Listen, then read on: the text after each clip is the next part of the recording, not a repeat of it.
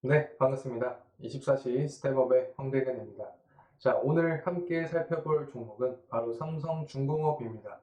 자, 이번 시간에도 이 유의미한 분석을 해드릴 예정이니 끝까지 집중해서 시청해 주시면 감사하겠습니다. 자, 사실 이 조선업은 이 IMO에 따라서 이 산업이 바뀐다고 해도 과언이 아닙니다. 자, 이런 IMO는 이 컨테이너 적재와 같은 이 관련 규제를 강화하였는데, 자, 이는 왜 때문인가를 봤을 때, 이 컨테이너 유실 사고가 선사와 화주의 이 재산상 피해는 물론이고, 다른 선박과의 충돌이나 또 2차 해양 환경을 일으키기 때문에, 라고 우리가 이 IMO가 이 컨테이너 적재와 같은 관련 규제를 했다고 생각을 해볼 수 있겠습니다. 자, 이러한 상황에서 이 삼성중공업은 이 독자적인 기술로 이 컨테이너 유실 방지 장치인 SSACL을 개발했다고 밝혔습니다. 자, 이 장치는 이 항해적인 컨테이너선이 이 파도의 충격 또는 돌풍 등으로 크게 흔들릴 때 이 컨테이너가 이 바다로 유실되는 사고를 줄여주는 역할을 합니다. 자, 그래서 이 삼성중공업은 이 SSACL 장치를 통해서 컨테이너 유실률을 최대 70%까지 줄일 수 있다고 설명을 했습니다. 또 이 컨테이너 적재량에 영향을 주지 않고 기존 선박에도 설치가 용이하게끔 장치의 크기 역시 그리고 중량 역시 최소화한 상태입니다. 그래서 현재는 이 노르웨이 그리고 미국, 영국, 한국 등 이 4개국의 선급으로부터 이 SSACL 개념 설계를 인증을 받은 상태고, 자, 특허 역시 마친 상태인데 국내외 10여 건의 이 특허 출원도 현재 마친 상태입니다. 자, 그래서 이 SSACL은 이 컨테이너 유실에 따른 선사와 화주의 이 재산상 피해를 예방할 뿐만 아니라 이 해양 환경의 이 리스크를 최소화할 수 있다라는 의미를 갖고 있습니다. 자, 이제는 또 제가 말씀드리고 싶은 것은 인력난에 대한 문제입니다. 자, 조선업에 대한 투자에 있어서 제가 계속해서 말씀을 드려왔죠. 이 인력난의 문제. 자, 이를 살펴보면,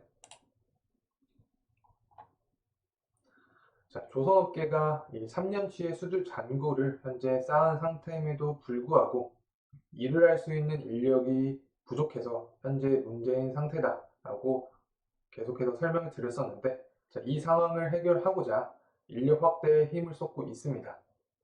자, 상반기에만 1000명 가량의 인원을 늘렸는데, 자, 이 중에서 50%가 넘는 이 인력이 이 삼성중공업으로 향했습니다.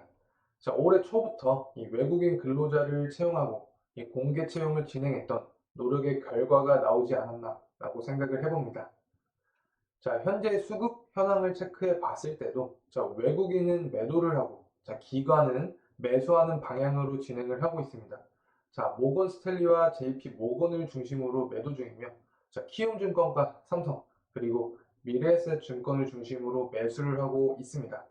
자, 이 외국인의 방향성에 따라서 이 삼성중공업의 주가가 추후에 상승 모멘텀을 받을 수 있을 것이라고 생각을 합니다. 자, 그리고 우리가 주목해야 할 점은 이 영업이익 흑자 달성의 관점이죠. 자, 이 3분기 영업이익이 흑자를 달성할 것이라고 예상이 되고 있고, 자, 임금의 협상 결과가 경영 계획에 부합하게 되어서 이 충당금 전입의 가능성이 낮아질 것이라는 전망에 의해서 이번 주 주가가 상승을 하고 있습니다. 자, 그리고 이 삼성중공업은 LNG, FLNG, 여기에 더해서 레이저 고속 용접 로봇 같은 AI와 자율운항 부분에서도 세계적인 기술력을 바탕으로 앞서 나간다고 설명을 해드렸습니다.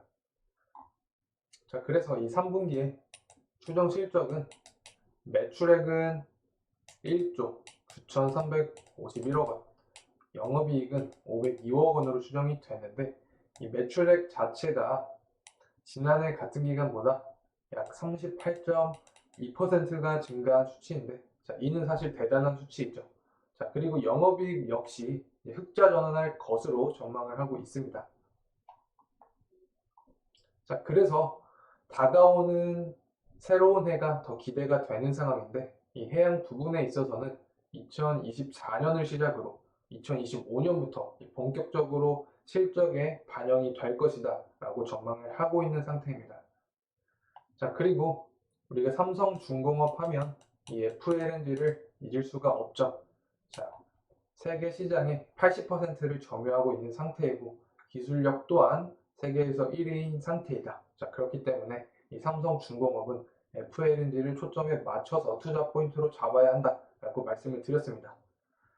자, 이 FLNG에 있어서 20억 달러 규모의 이 모잠비크 코랄술 FLNG를 올해 11월에 추가 수주한다고 가정을 해보면 내년에 이 매출액, 해양 매출액은 4,201억 원이 되고 2025년에는 1조 3,583억 원이 됩니다.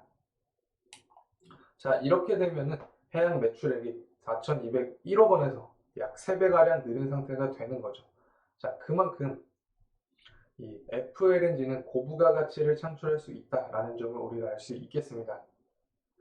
자, 또 우리가 기대되는 점이 하나 있는데, 자, 말레이시아를 생각을 해봐야 됩니다.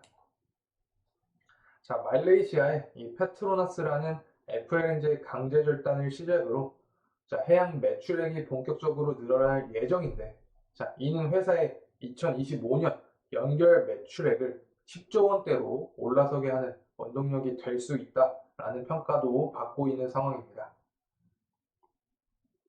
자, 그래서 이 해양과 상선 모두 가시적인 수주 일감을 확보하고 있기 때문에 2024년에 이 모멘텀 또한 우수할 거고, 자, 이는 주가에 반영이 되어서 주가 역시 긍정적인 방향으로 흘러가겠다라고 생각을 할 수 있겠죠. 자, 그리고 우리가 유가 측면도 살펴봐야겠는데, 자, 오펙의 감산 그리고 이스라엘과 하마스의 전쟁으로 인해서 자, 이란의 이 호르무즈 해협 봉쇄 등 이와 같은 보복으로 원유 수송에 차질이 생기는 등 최악의 경우에는 유가가 150달러까지 상승할 수 있다는 전망이 나오고 있습니다. 자, 사실 제가 앞서서도 말씀드린 것처럼 이 해양 플랜트 관점에서는 이 수익 구조가 유가와 동행을 하기 때문에 자, 고유가 상태가 좋을 수도 있다라고 볼 수 있습니다. 자, 때문에 이 해양 플랜트가 2030년까지 시장 규모 자체가 5,039억 원까지 성장을 할 수 있다고 보는 거죠. 자, 그래서 해양 플랜트가 5,039억 원까지 성장을 할 수 있다고 보는 건데, 자, 하지만 리스크의 측면도 존재를 하게 되죠. 자, 리스크의 측면은 무엇이냐? 자, 통상 이 해운업계의 실적 지표를 크게 두 가지로 나눌 수 있습니다. 자, 상하이, 컨테이너, 운임지수, 그리고 발트의 운임지수, 이렇게 두 가지로 나눌 수 있는데, 자, 현재 이 회복세가 더딘 상황에서 유가가 상승을 하게 되면 운영비의 부담이 늘어나겠죠. 자, 그렇게 되면 당연히 영업이익 개선이 어렵게 됩니다. 자, 게다가 이 해운업계의 운항 원가의 약 25%가 유류비로 쓰고 있기 때문에 자, 유가 상승은 단순히 해양 플랜트만 본다고 해서 좋은 관점으로 해석할 수는 없겠죠. 자, 따라서 이 유가 급등은 이 해운사의 선박 발주에도 부정적인 영향을 미치고 또 전 세계 석유 물동량의 20% 이상이 지나는 이 중동, 호르무즈 해협 봉쇄 등의 상황이 전개될 경우에 자, 우리 강점인 이 LNG 해상 물류에도 영향을 미칠 수 있습니다. 자, 그리고 또 하나의 리스크를 살펴볼 때는 자, 이 발주량 문제죠. 항상 발주량 문제는 이 조선업 투자에 있어서 최근 들어서 나오고 있는 상태입니다.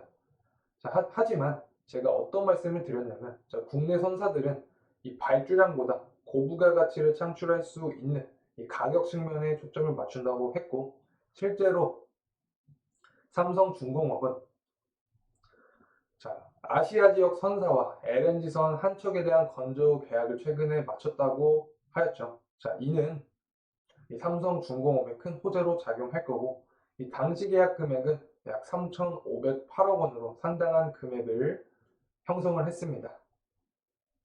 자, 그래서 이 LNG 선박에 대한 이 계약 역시 이 삼성중공업의 추후 이 주가에도 긍정적인 영향으로 미칠 수 있다라고 볼 수 있습니다. 자, 그리고 더 나아가서 이 카타르 대규모 LNG선에 대한 발주 역시 국내 조선사들의 이 긍정적인 전망을 기대해 볼 수 있는 하나의 부분이라고 생각을 합니다. 자, 이렇게 이 친환경 선박에 대한 기술력을 확보하고 자, 일감을 늘려가는 것은 바로 IMO 때문이죠. 제가 앞서서도 이 IMO에 맞춰서 사실은 이 조선업 산업이 바뀌고 있다라고도 설명을 드렸는데, 자, IMO는 2030년에는 탄소 배출을 20% 감축, 40년에는 70%, 50년에는 넷제로를 목표로 하고 있기 때문에 자, 이 삼성중공업을 중심으로 국내 조선 3사들은 자, 이 시장의 흐름에 맞춰서 이 사업을 진행 중이다라고 보시면 될 것 같습니다. 자, 실제로 이 친환경 흐름에 맞춰서 이 LNG 운반선과 이 메탄올 추진선 같은 이 친환경 선박들이 자, 매년 150조 원이 넘는 규모로 신규 발주되면서 자, 관련 시장이 총 1,500조 원 규모로 확대될 것으로 전망을 하고 있습니다.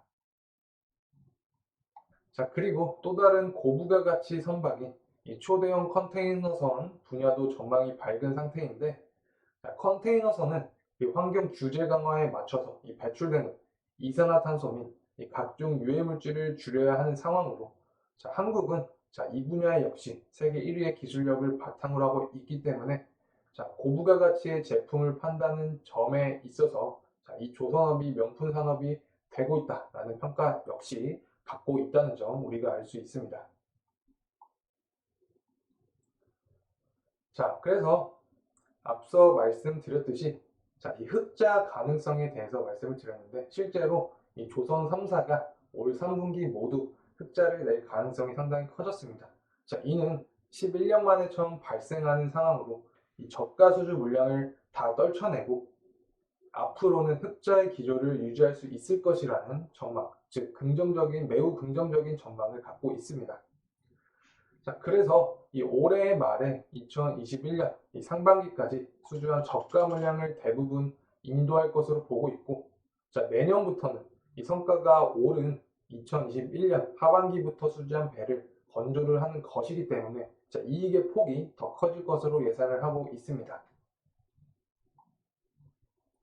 자, 그리고 이 계약 방식에 대해서도 제가 수차례 말씀을 드렸는데, 자, 글로벌 금융 위기를 기점으로 이 계약 방식이 바뀌었습니다. 자, 이전에는 헤비테일 방식에서 자, 이제는 표준 방식으로 바뀌었는데, 자, 헤비테일 방식은 무엇이냐? 자, 선박 계약 시점에 이 대금의 20%를 받고, 자, 이후 건조 단계에 따라서 30%를 나눠받는 식, 그리고 선박을 인도할 때 이 잔금 50%를 받는 식이 헤비테일 방식입니다. 자, 하지만 자, 이것이 자금을 묶을 수 있다는 단점이 있기 때문에 자, 글로벌 금융 위기 이후에 표준 방식으로 바뀌게 되었는데, 자, 계약 시점 그리고 건조 단계에 따라서 20%씩 대금을 받는 조건이 바로 표준 방식 계약입니다. 자, 이 표준 방식 계약은 건조 기간에 조선사가 비용을 들이지 않아도 되기 때문에 자, 재무 안정성이 높아진다는 장점이 있습니다. 자, 그래서 이 삼성중공업을 중심으로 이 조선 3사는 3년치 흑자를 사실상 보장을 받았고, 그리고 비용 절감과 차세대 친환경 기술, 여기에 더해서 AI 및 자율운항 선박을 위한 기술력 개발을 위한 투자를 진행 중이고 있는 상황입니다. 자, 그래서 앞서서 제가 이 로봇에 대해서도 간단하게 언급을 드렸는데, 이 AI 및 자율운항 시장에서는 이 로봇이 굉장히 중요한 역할을 하겠죠. 자, 지난 9월에 이 삼성중공업은 LNG 운반선의 용접 속도를 약 5배 증가시킬 수 있는 이 레이저 고속 용접 로봇을 만들었고, 자, 이는 속도를 5배 빠르게 증가시키는 효과가 있기 때문에 자, 생산성 역시 증가를 하겠죠. 자, 생산성이 증가를 한다면 이는 곧 수익성에도 연결이 된다고 우리가 알 수 있습니다.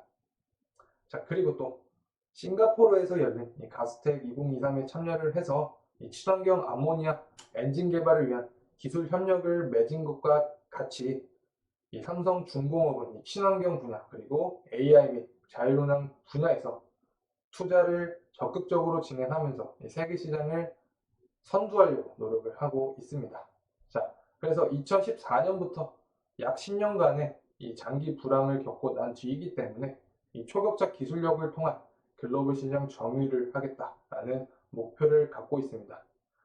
자, 이렇게 오늘 이 삼성중공업에 대한 분석 영상을 드리면서 영상 마치도록 하겠습니다. 자, 끝까지 시청해 주셔서 감사합니다.